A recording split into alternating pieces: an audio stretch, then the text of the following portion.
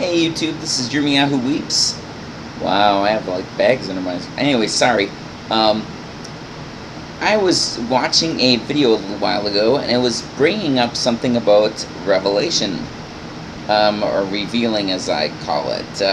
Revealing chapter 7, verse 17. It was talking about... Well, I'll read the verse, okay? First, I'm going to read it out of the King James. Although I don't worship King James, he's not my deity, but this is his book, so I will read it.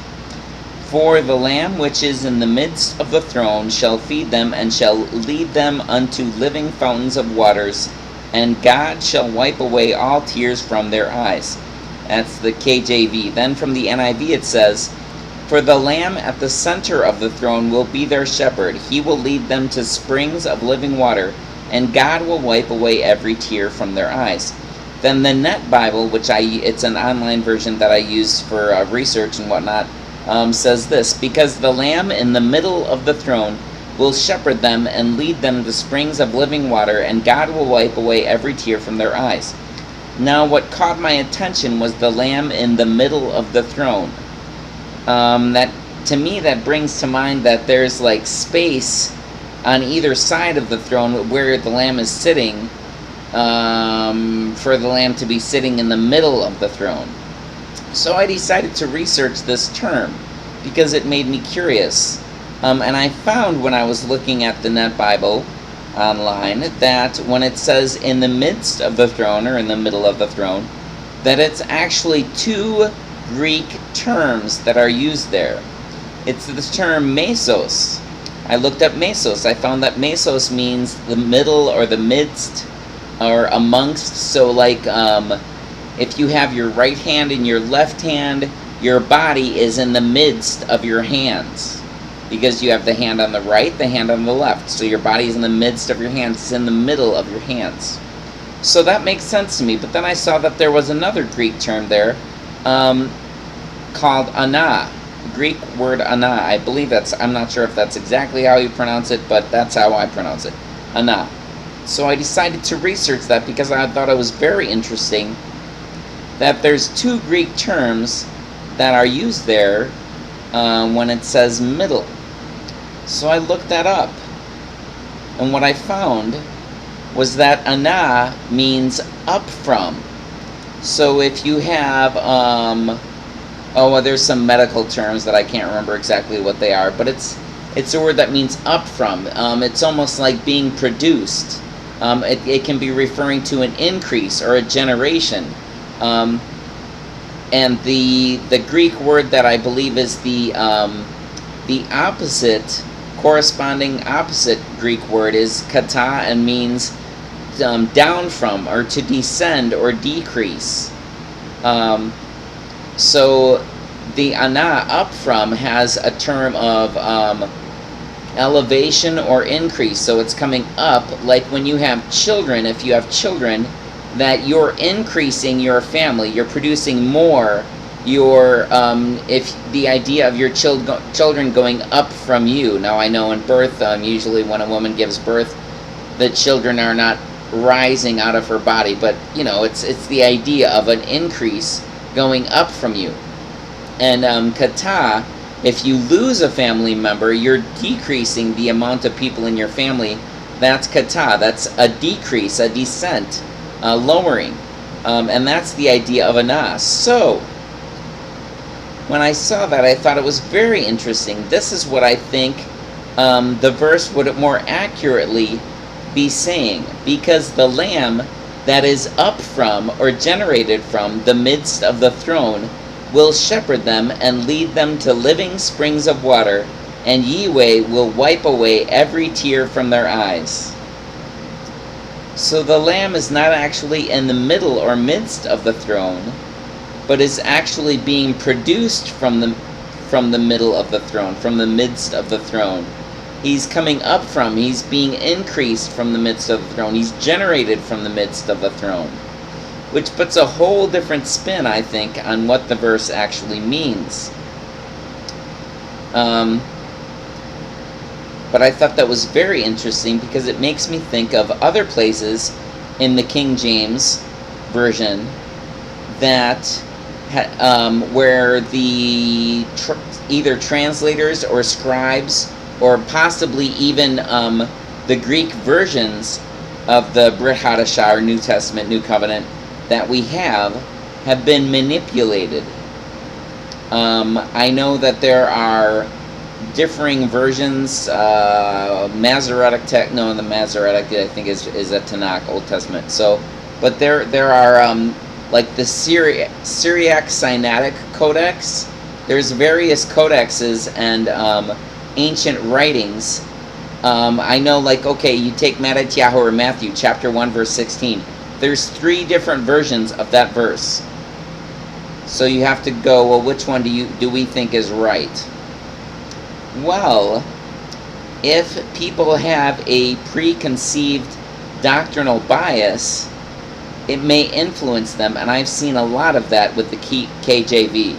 There's been a lot of doctrinal bias. There's been spurious verses that the mass amount of historical evidence is that these verses were inserted, but they're verses that support the Trinity, and they support the idea that Yeshua was not just a human being, that he was a God-man.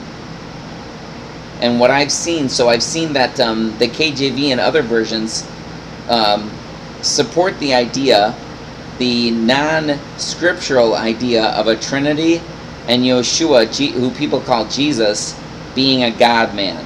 And that actually, from what I've seen of Christianity, that Jesus is their deity. Jesus is the name of their deity. They say there's a Trinity, but the Father and the Holy Spirit are nameless. They don't have a name, unless they share the name Jesus. But otherwise, they just don't have a name. In fact, I'd be very curious if anybody who's watching this could give me the name of the Holy Spirit. What's the Holy Spirit's name? We have the name of the Son. It's Jesus. The name of the Father, I don't think is ever referenced. I've never heard Christians talk about what the Father's name is, although sometimes Christians will say that it's Yahweh, but usually they just say it's the Father. So they say the Father, the Son, and the Holy Spirit, and the Son's name is Jesus, and that's the only name that they give. So I'd be very, very, very curious to know the name of the Holy Spirit. What's the Holy Spirit's name? If you believe in the Trinity.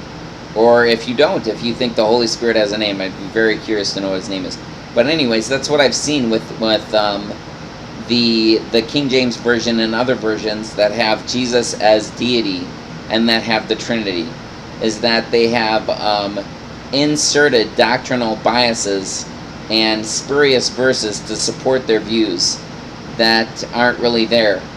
And a couple of videos I've watched by a YouTube user named Jeff Dean has produced a couple of very, very interesting videos.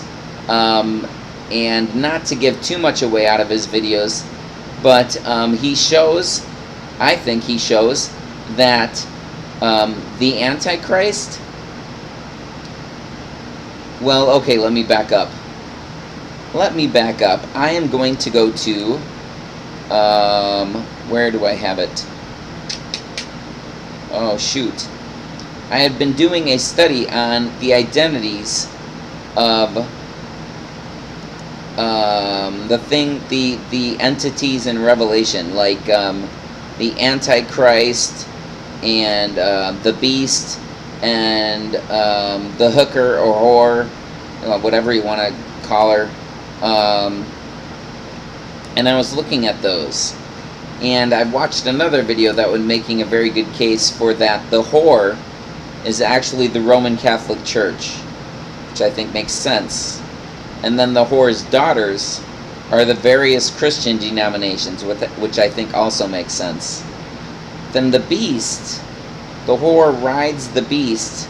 I think, actually, I think that the identity of the Antichrist. Now, of course, there's been many Antichrists. The Pope claims to be the Antichrist. His title means the substitute of Christ, and anti either means against or replacer. So the Pope claims to be the Antichrist. But I think that actually the main Antichrist is Jesus, the Christian man God. Jesus is the Antichrist. And so as far as the identity of the beast, I'd have to research this a little bit more to make sure, but I think it's possible that the beast could be Jesus. And I've watched some prophecy videos and heard prophecy teachings, and I've heard Christians teaching about Revelation and the Antichrist and the beast, and it's just made me go, it's you. You're the daughters, and your Jesus is the Antichrist. It's you. You're the one that you've been trying to find out who it is. It's crazy. It's crazy to me. Crazy.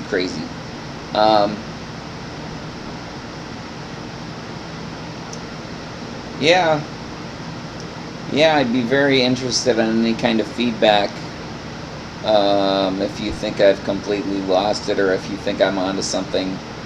But that's what I see. They've turned Jesus into the adversary of his Father. They've taken Yeshua, turned him into Jesus, and made him the adversary of his Father. I don't know if you've heard about how the deity of the New Testament is good and the deity of the Old Testament is bad. That right there illustrates my point. They're taking the Brit Hadashah, which would be the renewed covenant, which they call the New Testament, which focuses a lot on Yeshua, who they call Jesus, and they're saying that he's all good, not like the bad deity of the Old Testament, the Tanakh, the original covenant, which is absurd because Yeshua was all about his Father. That's who he promoted the most. That's who he was all about.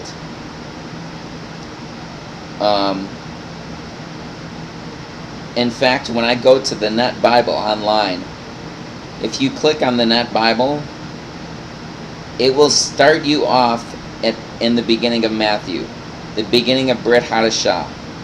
That's where it starts. It doesn't start at the beginning of the book.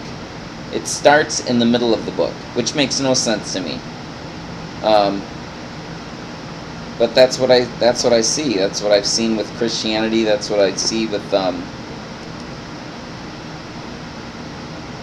lot of that. They start in the middle of the book. They don't pay much attention to 3/4 of the book. They pay some attention to it, but their primary focus is on the end of the book. When you read a book, if you start at the end, you're going to kind of miss the story. Anyways, that's my take. Like I said, I welcome feedback, and I hope this has been helpful or at least interesting to you. Craziness. Anyways, shalom. I hope you have a very good day, very good life. Thank you for watching, and I will talk to you later if you watch another video. If you do. Shalom, and au revoir, sayonara, bonjour, auf Wiedersehen, Gesundheit, farewell.